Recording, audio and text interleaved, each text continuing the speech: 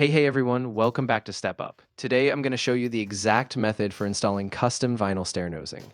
First, we measure the riser.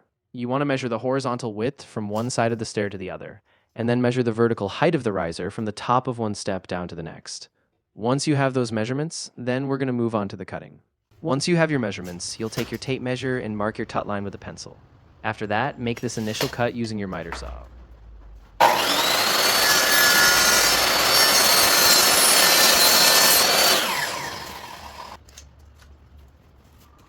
Once that's done, you'll take a second measurement across the width. For this cut, you'll use a table saw to split the board exactly. Adjust the table saw to your mark, and then make the cut.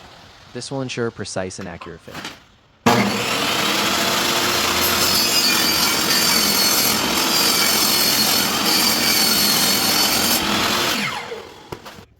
Once you've made that cut, take the piece inside and dry fit it onto the riser.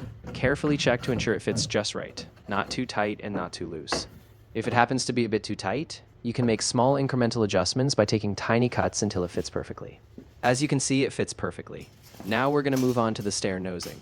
Normally, the riser and the stair tread have the same dimensions, but sometimes stairs can be slightly different. So you do want to take a measurement of your stair tread. So once you have that measurement, you'll measure the stair nosing carefully with your tape measure and mark the exact cut location with a pencil. Then you'll make the cut with precision. After that, bring the nosing inside and dry fit it onto the stair. Take your time to check that it sits exactly as it should. No tightness, no gaps. This ensures a clean, seamless fit before you secure it in place.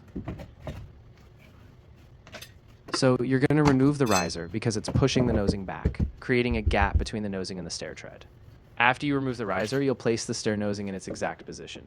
Then take a small scrap piece of vinyl and set it where the riser would sit. Using a pencil, mark right up to the edge underneath the nosing. Once you remove it, you'll see that mark, and you'll take it to the table saw to trim. This will ensure the nosing sits perfectly flush, so there's no gap between the stair nosing and the stair tread. After you've marked the underside, when you adjust your table saw, you want to lower the blade so that it just touches the bottom lip of the vinyl. You don't want to cut all the way through the board. Just remove that small portion underneath.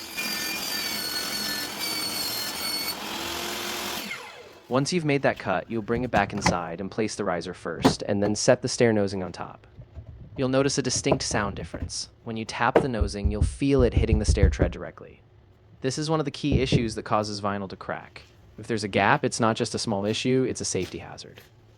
So you want to make sure that the stair nosing is really flush to the stair tread. Once the stair nosing is in place, you'll measure the exact gap between the nosing and the edge of the stair tread. The width of your plank will likely stay the same, so all you need to do is trim just a bit off the plank to make it fit perfectly. You can use the stair nosing itself as a template for the add-on piece. Take your pencil and mark along the nosing's edge so you know exactly how much to cut. You can use a tape measure if you prefer, but whatever method you're comfortable with will work. After you finish cutting the width, the next step is to measure the length of the stair tread piece. Take your measuring tape and carefully measure that distance. Once you have the measurement, adjust your table saw so that the blade lines up exactly with your mark. Then make a smooth, precise cut along that line.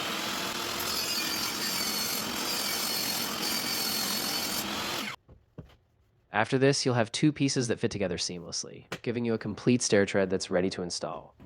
So before you install anything, always make sure to dry fit everything first. Check that it fits perfectly. No tightness, no large gaps. As you can see, it fits well. But before moving on to the final installation, please do me a favor. Hit that subscribe button, turn on the notification bell, and if you have any questions, we respond right away. Now let's move on to the full installation. Before we move on to the final installation, I want to emphasize one key step. Make sure the stairs are completely clean.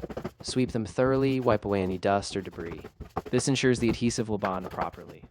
Once everything is clean, we'll proceed to the final installation.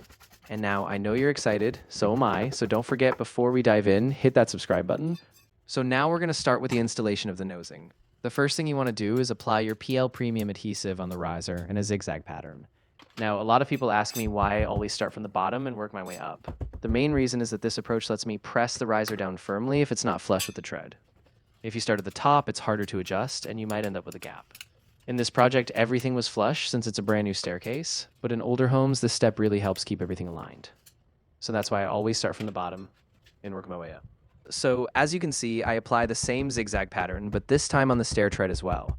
I really prefer to click the vinyl pieces together as a complete stair tread before installation. I know some people install them separately, but it can get kind of messy, balancing the glue, trying to hold everything in place, and shifting it around. So by clicking the two vinyl pieces together first, I apply the adhesive, and then I slide that whole tread into place, ensuring a smooth, complete fit. So once you finish the first step, you just repeat the process for each stair until all of them are done. Now, a common question I get is why I walk on the stairs right after gluing them.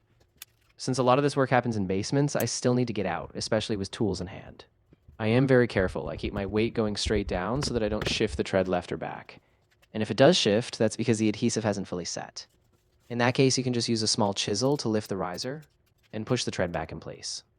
I always remind customers not to walk on it for at least 24 hours. While I'm installing, I'm careful, but once everything is done, I always double check, so every tread stays exactly where it should be. Thank you so much for watching. And there you have it. Everything is all done. Please don't forget to hit that subscribe button, turn on the notification bell, and visit our website at www.stepupvinyl.ca. I'll see you in the next video.